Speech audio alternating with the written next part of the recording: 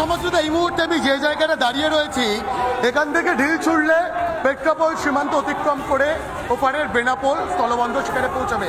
এবং আমার পিছনের ছবিটা দেখো, সনাতনীরা, ভারতীয়রা যারা হিন্দু তারা রাস্তায় নেমেছেন, তাদের গর্জন এই মুহূর্তে পেট্রাপোল সীমান্তে শোনাবো।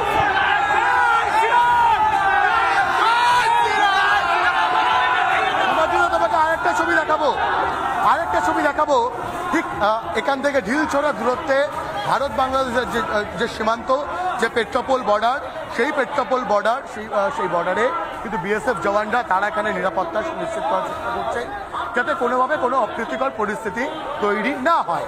এবং অন্যদিকে দাঁড়িয়ে লাগাতার যে ছবিটা দেখাচ্ছিলাম সনাতনীদের গর্জন, আরো একবার শোনাবো। কি বলছেন আপনারা? মোহাম্মদ ইউনূসটা কি করছে? মোহাম্মদ ইউনূস এটা ভালো করেনি, যেহেতু আমাদের মহাপ্রভু চিন্ময় ভক্ত তাকে জেলে দেওয়ার কি কারণ? কি বলছেন? মোহাম্মদ ইউনূসটা এমন কেন করছে বলুন তো? মোহাম্মদ ইউনূসটা এমন কেন করছে?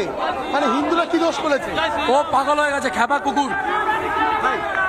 মোহাম্মদ মানে হিন্দুদের উপর অত্যাচার ইচ্ছাকৃত মোহাম্মদ ইচ্ছাকৃতভাবে করছে, হিন্দুদের উপর অত্যাচার চলছে, আমরা এই অত্যাচার মানছি না।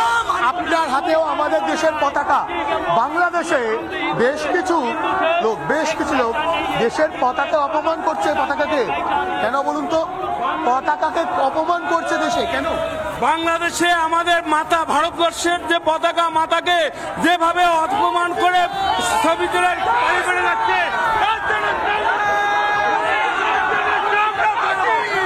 জন্য আমরা চামড়া তুলে দেবো। যেহেতু আমাদের ভারত মাতাকে তারা অপমান করেছে, তাদেরকে আমরা রেহাই দেবো না। এবং যত আমাদের হিন্দু ভাইদের অত্যাচার করতেছে, এই অত্যাচার ভালো না। ইউনাইট তুমি সতর্ক হয়ে যাও, নইলে তোমার ভারতের পতাকায় পা দিয়ার আমরা এর জবাব। হিন্দুরা কি অপরাধ করেছে?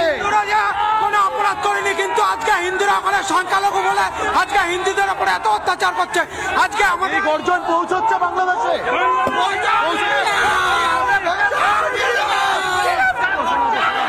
এই গর্জন একদম পৌঁছাবে।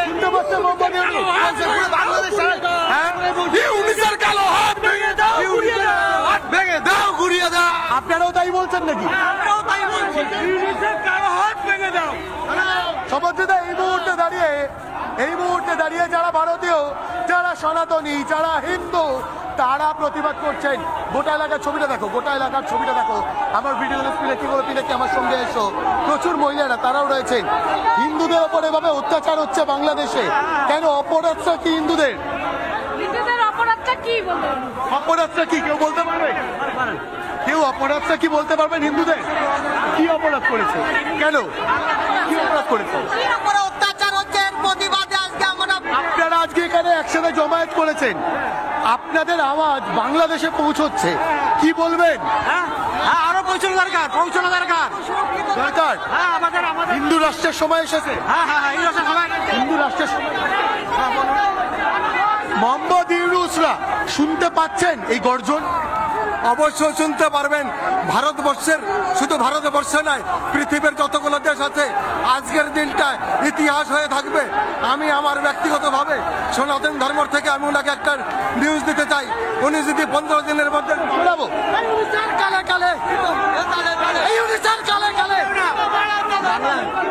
আমরা এবং সমাজে আরো একটা ছবি দেখাবো।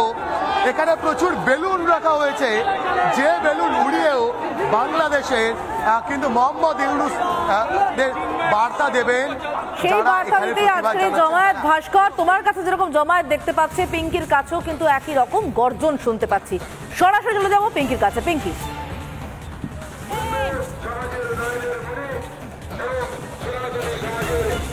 একটা ভাস্কর যে ছবিটা দেখাচ্ছিল, এখানে ওই রকমের বেলুন লাগানো হয়েছে।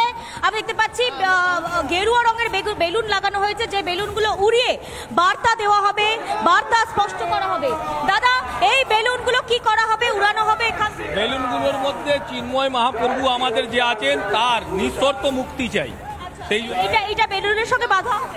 হ্যাঁ, বেলুনের সঙ্গে আমরা নিঃশর্তে মুক্তি চাই। এই বেলুন কি উড়িয়ে দেওয়া হবে? হ্যাঁ, বাংলাদেশ পর্যন্ত বার্তা একদম একদম তাই, আপনাদের গলার স্বর বাংলাদেশ পর্যন্ত একদম পৌঁছে গেছে। এখন পর্যন্ত বাংলাদেশ বুঝে গেছে সনাতনীরা এক আছে, স্লোগান দিচ্ছে। হিন্দুরা এক হও, মূল্যবাদ নিপাত যা।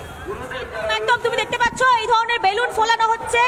এই জায়গা থেকে পেট্রোপাল সীমান্ত থেকে তারা বেলুন ওড়াবেন এবং যেখানে চিন্ময় মহাপ্রভুর নিঃশর্ত মুক্তি চাই এই লেখা লিখে তারা বেলুনের সঙ্গে আটকে তারা উড়িয়ে দেবেন।